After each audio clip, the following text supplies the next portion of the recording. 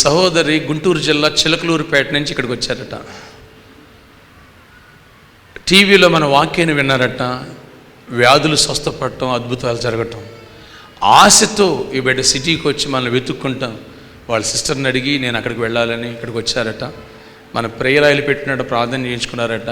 అద్భుతం ఏంటి తెలుసా అండి, 2 సంవత్సరాలు ఉన్న షుగర్ వ్యాధిని మనం ప్రేయర్ చేయించుకున్న తర్వాత వెళ్ళి టెస్ట్ చేయించుకుంటే నార్మల్ రిపోర్ట్ వచ్చిందని టాబ్లెట్లు మానేశారట. దేవునికి మహిమ కలుగును గాక. ఆమేన్.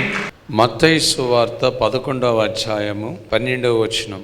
బాప్తిసమిచ్చు యోహాను దినం మొదలుకొని ఇప్పటి వరకు పరలోక రాజ్యము బలాత్కారముగా పట్టబడుచున్నది, బలాత్కారులు దాన్ని ఆక్రమించుకొనుచున్నారు. బలాత్కారులు ఆక్రమించుకోవటం ఏంటి పరలోక రాజ్యాన్ని? విషయాన్ని మనం గమనించాలి. మన దీవెనలు, మన మేలులు, మన ఆశీర్వాదం, మన స్వస్థత, మనకు రావాల్సిన సమృద్ధి, మన కుటుంబాల్లో ఉండవలసిన సమాధానం, ఆనందం, వీటన్నిటినీ సైతానుగాడు కబ్జా చేశాడు. యోహాను సువార్త 10వ అధ్యాయం 1వ వచనంలో ప్రభువు ఇలా మాట్లాడతారు. వాడు దొంగయును దోచుకున్నవాడు, ఆత్మీయ విలువలను దోచుకున్నాడు, నైతిక విలువలను దోచుకున్నాడు, దేవుని ప్రేమను మనలో లేకుండా దోచుకున్నాడు, దేవుని సన్నిధిని కోల్పోయేట్టుగా చేశాడు. పాపం అనే భ్రమ చేత మనుషుల హృదయాల్ని కఠినపరిచాడు. ఎబ్రీ పత్రిక 2వ అధ్యాయము 13-14 వచనాలు ఈ మాట రాయబడి ఉంటుంది. ఆ భ్రమ ద్వారా మనిషి దేవునికి దూరమయ్యాడు. ఎప్పుడైతే ఆ భ్రమ ద్వారా మనిషికి ఆ మత్తులోనికి తీసుకెళ్ళాడో ఏమవుతుందో మనిషికి అర్థం కాల, ఏం కోల్పోతున్నాడో అర్థం కాలే, ఏం పోగొట్టుకున్నాడో అర్థం కాలే. శాశ్వతమైన నిత్య జీవానికి మనిషిని దూరం చేశాడు. మోసములో మనిషి నిలబెట్టాడు. అక్రమంలో మనిషిని ప్రవేశపెట్టాడు. అక్రమస్తునిగా తయారు చేశాడు. నిష్ప్రయోజకుడిగా తయారు చేశాడు. నిస్సత్తువు కలిగిన వ్యక్తిగా తయారు చేశాడు. పాపము ద్వారా మనిషికి ఉరులు వగ్గాడు, ఉచ్చులు పెట్టాడు, లోపల విత్తనాలు చల్లాడు, అట్రాక్ట్ చేశాడు. అక్కడి నుంచి మనిషి ధైర్యాన్ని కోల్పోయేట్టుగా చేశాడు, భయపడేట్లుగా చేశాడు, జీవితం పట్ల గొప్ప గోల్ని లేకుండా చేశాడు, దేవుని రాజ్యం పట్ల నిరీక్షణ లేకోకుండా చేశాడు. హబక్కూకు రాసిన పత్రిక అందులో 1వ అధ్యాయం 15వ వచనంలో ఈ రీతిగా రాయబడి ఉంటుంది. ఏమని? వాడు గాలము వేసి మనుష్యులను గుచ్చి గుచ్చి లాగి ఉరులు ఒగ్గి మనుషులను చిక్కించుకొనిచున్నాడు. మనుషులను పట్టుకుని వాడు గంతులు వేస్తున్నాడు, వాడు బ్రేక్ డ్యాన్స్ వేస్తున్నాడు. ఎందుకని? అయిపోయాం, దేవునికి దూరం అయిపోయాం, దేవుని రాజ్యానికి వెళ్ళే ఛాన్స్ లేదు. దేవుని రూపంలో చేయబడిన మానవుడి మీద నేను కక్ష తీర్చుకుంటున్నాను. నా కోసం దేవుడు నరకాగ్ని సృష్టిస్తాడా? మత్తయి సువార్త 25వ అధ్యాయం 41వ వచనంలో అపవాది కోసం, వాడి యొక్క దూతల కోసం, వాడి యొక్క అనుచరుల కోసం మాత్రమే దేవుడు నరకాగ్ని సృష్టించారు. ఆ నరకాగ్నిలో నన్నుతో చేస్తాడా? ఆయన ప్రేమించి ఏర్పాటు చేసుకున్న మానవుడికి నన్ను పరలోకంలోంచి ఏ స్థానంలోతో చేశాడో దేవుడు, ఆ స్థానంలో ఆయన తన కుమారుడైన మానవుడిని పెడతాడా? నో, మానవుడికి ఆ స్థానం దక్కడానికి వీల్లేదు. మానవుడు దేవుని రాజ్యానికి వెళ్ళడానికి వీల్లేదు. మానవుడు క్షేమంగా ఉండటానికి వీల్లేదు. మానవుడు ఈ భూమి మీద ఆరోగ్యంగా ఉండటానికి వీల్లేదు. మానవుడు కుటుంబంలో సమాధానం కలిగి ఉండటానికి వీల్లేదు.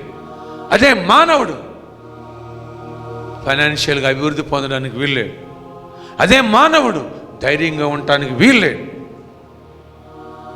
అదే మానవుడు జ్ఞానం కలిగి ఉండటానికి వీల్లేదు, అజ్ఞానిగా ఉండాలి. ఈ లోక సంబంధమైన వాటి మీద అతని మనసు తిప్పేయాలి. పరలోక సంబంధమైన వాటి నుంచి మనసు దూరం చేయాలి. వినండి, అది వాడు చేసిన ప్రయత్నం. వాడు సఫలీకృతుడయ్యాడు, మనిషి ఫెయిల్ అయ్యాడు, మనిషి దూరం అయ్యాడు, మనిషి కబ్జా చేయబడ్డాడు, ఆత్మీయ విలువలను కోల్పోయాడు, వనరులను కోల్పోయాడు, దేవుని సహవాసాన్ని కోల్పోయాడు, సమాధానాన్ని కోల్పోయాడు, సర్వం కోల్పోయాడు. ఏదో బతుకు జీవుడా అంటూ బ్రతుకుతున్నాడు. కానీ నా ప్రభు అన్నారు, వాడెవడు? వాడు బలవంతుడు. వాడిని ఏం చేయాలా? బంధించాలా. చెప్పాలి, ఏం చేయాలండి? వాడిని బంధించాలా.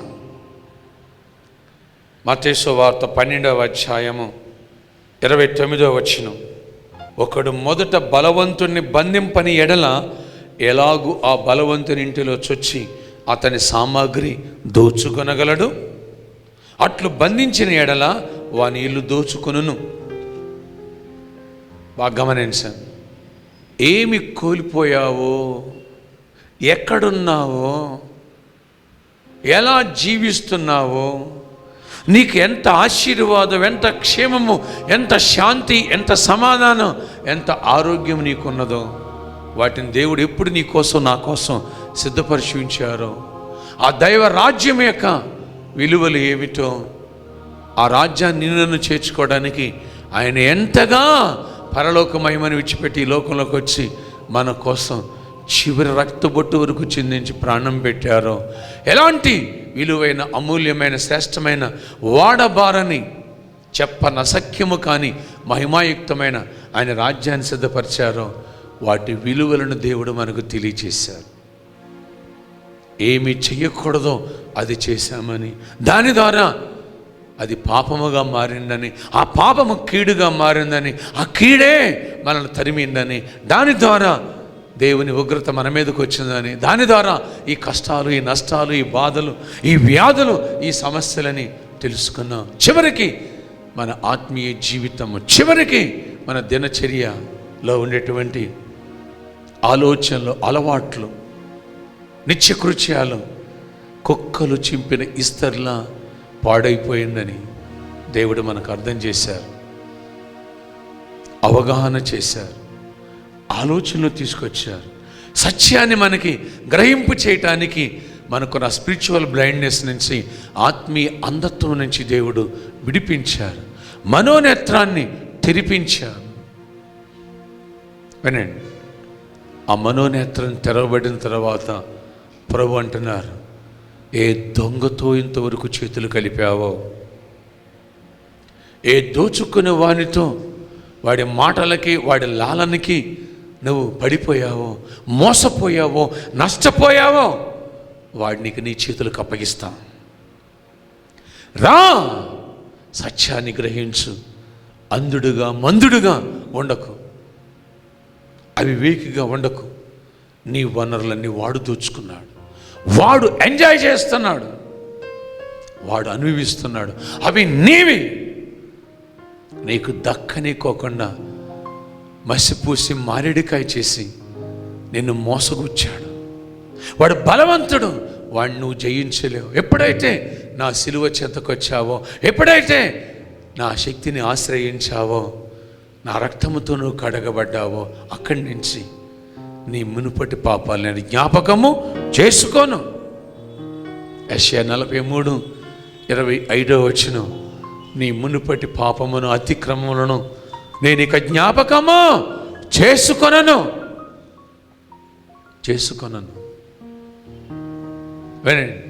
అదే అధ్యాయం 18-19 వచనాల్లో, పూర్వకాలపు సంగతులను ఇంకా జ్ఞాపకము చేసుకోవద్దు, తలంచుకోవద్దు, ఆలోచించవద్దు, భయపడవద్దు.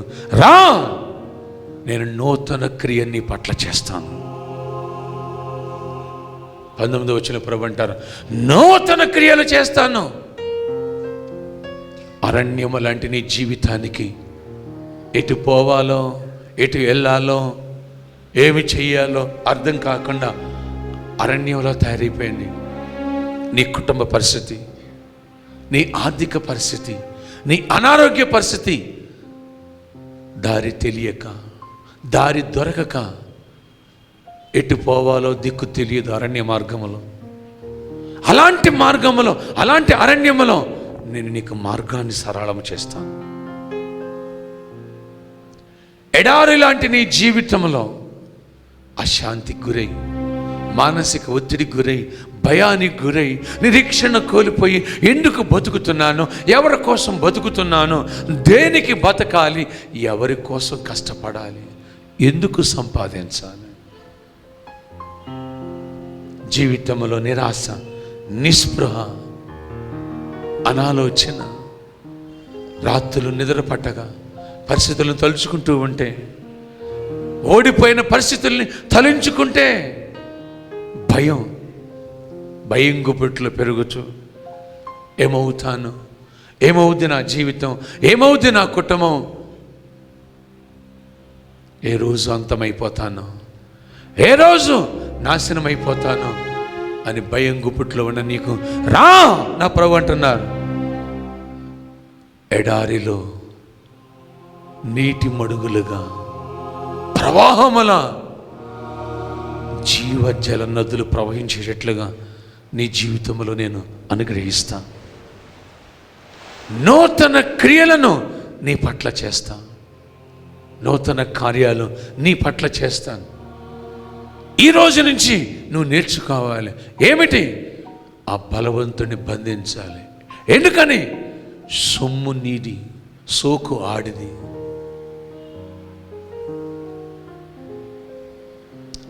ఎప్పుడు ఆ బలవంతుడిని బంధిస్తావో నీ సొమ్ము దోచుకున్న వాడిని బంధించి వాడి దగ్గరున్న నీ వనరులని దోచుకోవాలి.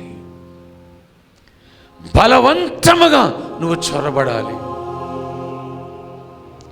అంతవరకు నువ్వు డిఫెన్స్లో ఉన్నావు, ఇప్పుడు అఫెన్స్లోకి వెళ్ళాలి. అటాక్ చేయాలి. మౌనంగా ఉండకూడదు, చేతులు ముడుచుకుని కూర్చోకూడదు, ప్రార్థన చేయాలి, వాక్యాన్ని చదవాలి. 8,000 వాగ్దానాలు ఉన్నాయి, అవి నీ కొరకే.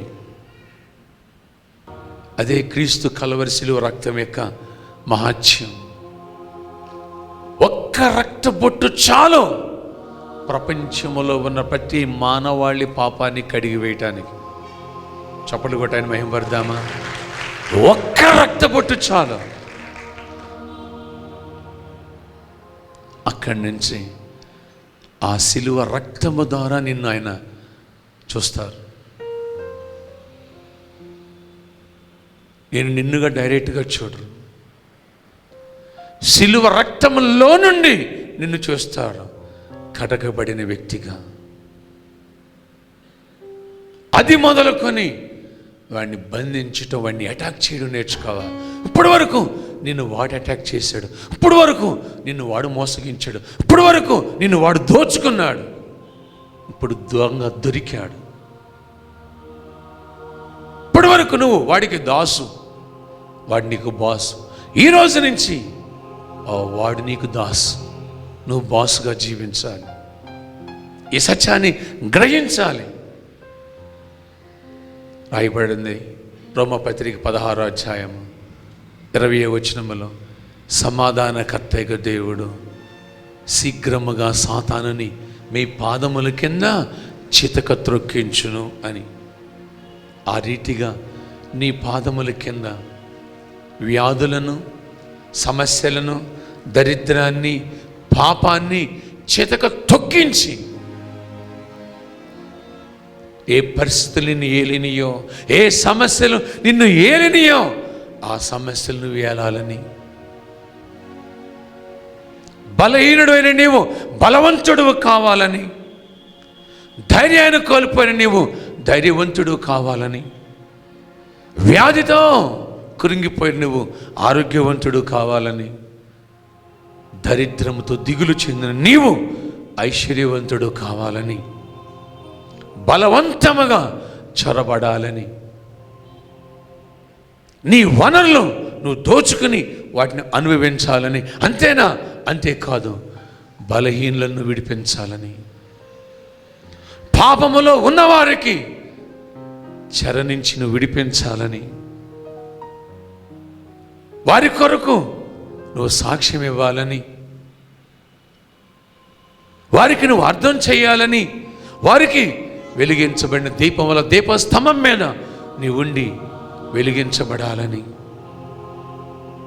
కృంగిపోయిన వారిని, ధైర్యం చెడిపోయిన వారిని నువ్వు ధైర్యపరచాలని, నీ జీవితాన్ని సంపూర్ణముగా పరివర్తనలో నడిపించుకుని పరలోకాన్ని ఈ భూమి మీదకి దించేయాలని, నీ కుటుంబంలో నీ భార్యాభర్తలు ఫ్రెండ్స్లా జీవించాలని, ఏ సమస్య నీకు ఒక ఆటంకముగా ఎత్తైన కొండగా ఉండిపోతుందో ప్రతి కొండ చదును చేయబడాలని, ప్రతి లోయ, ప్రతి పల్లము పూడ్చబడాలని, వంకరవి చక్కగాను కరుకైనవిని సమముగాను ఉండవలెను.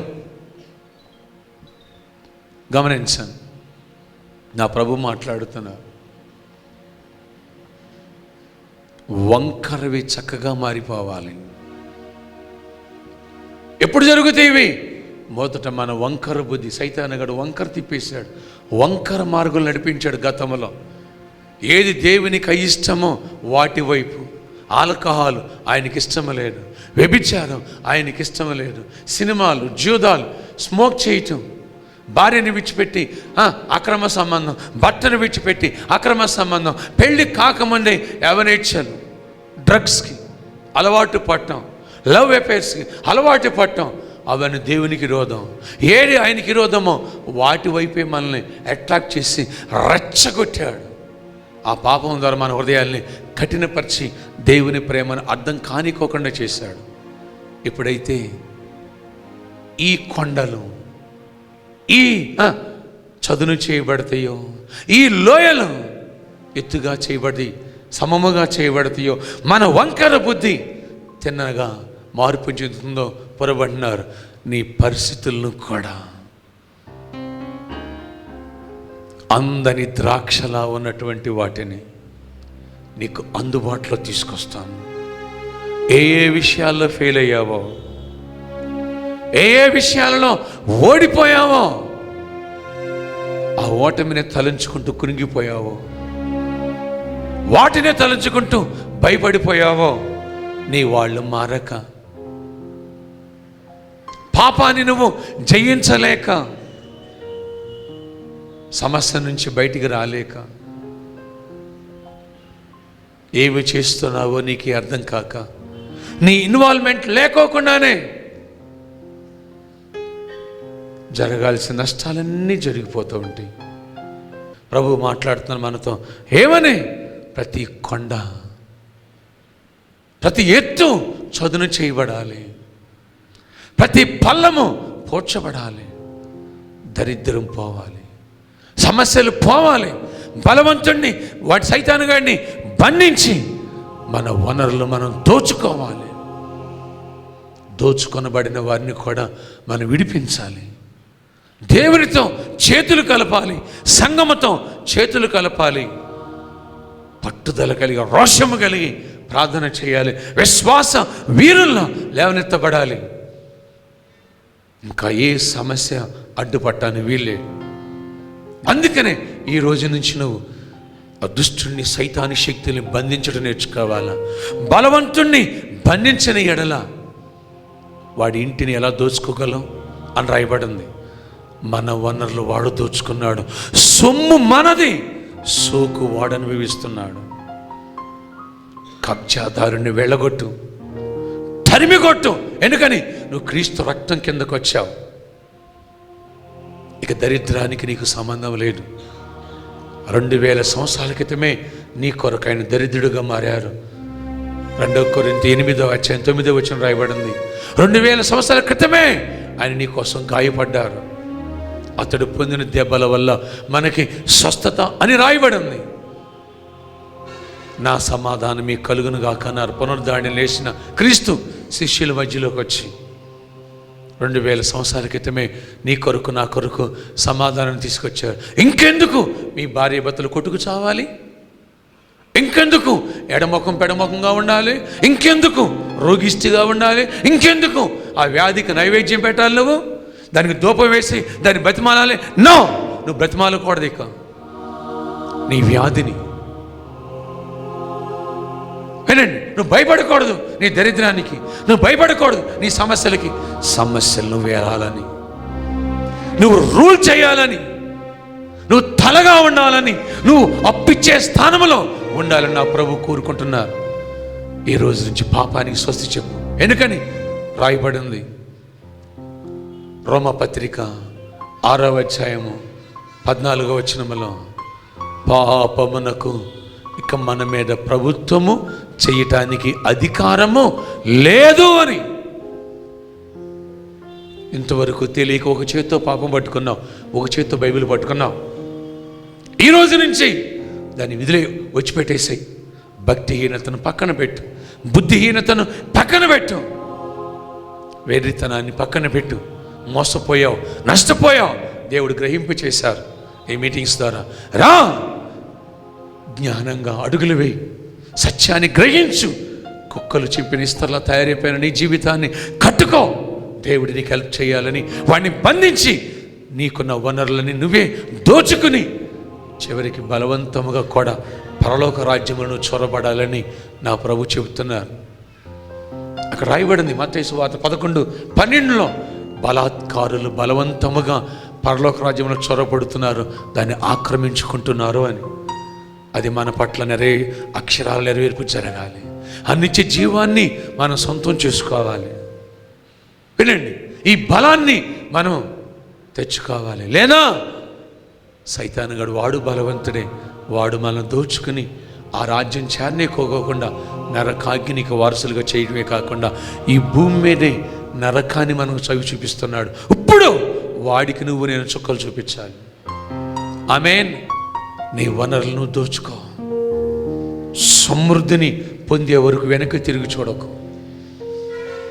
ఆశీర్వాదం పొందే వరకు వెనక్కి తిరిగి చూడకు. స్వస్థత పొందే వరకు వినండి, విశ్వాసాన్ని విడిచిపెట్టకు. శాసించు వ్యాధులతో. చెప్పు, గెట్ అవుట్. నా మీద నీకు హక్కు లేదు, నీ పట్టుని కోల్పోయావని. ఎప్పుడైతే నువ్వు బలాన్ని పొందుతావో బలహీనలను కూడా బలపరచు. వ్యాధిగ్రస్తుల్ని యేసు నామములో స్వస్థపరచు. బందీలను విడిపించు. అందుకోసమే దేవుడు నిన్ను కోరుకున్నాడు. ఆమేన్. అందుకనే ఆయన రక్తం కిందకి నువ్వు వచ్చావు, సిలువ చెంతకు వచ్చావు. ఈరోజు సత్యాన్ని గ్రహించు. అద్భుతాలు చూడబోతున్నావు. ఎన్నో ఆగిపోయిన పెండింగ్ ప్రాజెక్ట్స్ ఇక నుంచి అన్ని ప్రాబ్లమ్స్ సఫలం కాబోతున్నాయి. ఆమేన్. ప్రార్థన చేద్దాం.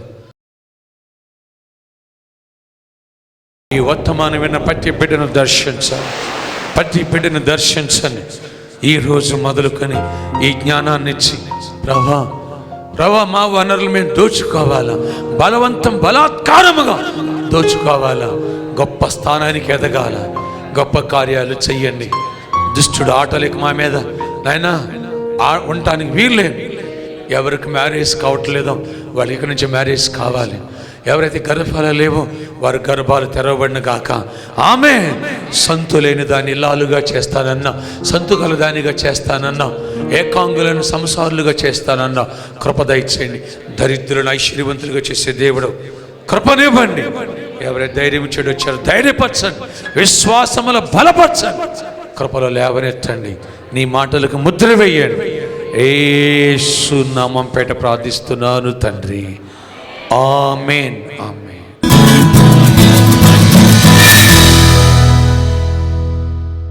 ఈ తల్లి ఆ పాపను తీసుకొచ్చింది. అయ్యా చాలా కాలంగా ఆ పాపకి నాలుక మీద పొక్కిపోయి ఏమీ తినలేదట, చాలా ప్రాబ్లం ఫేస్ చేస్తుందట. అయ్యా టీవీలో చూసి వచ్చామా ఇక్కడ స్వస్థతలు జరుగుతున్నాయి, దేవుడు అద్భుతాలు చేస్తున్నాడని. మీరు ప్రేయర్ చేయండి అయ్యా అంటే మన ఆయిల్ వేసి ప్రార్థన చేసి ఆ నాలుక మీద కూడా కొద్దిగా ఆయిల్ వేసి ప్రార్థన చేశాను. బయటికి వెళ్ళేసరికి నాలుక మీద అసలు ఆ పొక్కులు కానీ అవి ఏమీ లేవంట. పాప ఇప్పుడు హెల్తీగా ఉంది, దేవుడు స్వస్థపరిచారు. దేవునికే మహిమ కలుగును గాక. ఆమేన్. దేవునికి వందనాలండి, అయ్యగారికి వందనాలు. మాది ఆంధ్ర అండి, రాజమండ్రి. నేను దేవుడిని నమ్ముకున్నాను కానండి నాలో మారు మనసు అనేది లేదు. నాకు ఒక పాప బాబు. 2 నెలలు బాగానే ఉన్నామండి. 3వ నెల అప్పుడు నా బిడ్డకి బ్లడ్ క్యాన్సర్ అనేది వచ్చిందండి. 2 నెలలు జ్వరంతో ఉన్నాడు ఆ బిడ్డ. జ్వరమే కాదని ఆ హాస్పిటల్ ఈ హాస్పిటల్ తిప్పి ఉన్నది కూడా అమ్ముకుని అన్ని హాస్పిటల్లో చూపించామండి. ఎవరు కూడా రిజల్ట్ ఇవ్వలేదు. అయితే లాస్ట్లో మేడం చెప్పింది, నాకు డౌట్ వస్తుంది, క్యాన్సర్ హాస్పిటల్ తీసుకెళ్ళని చెప్పిందండి.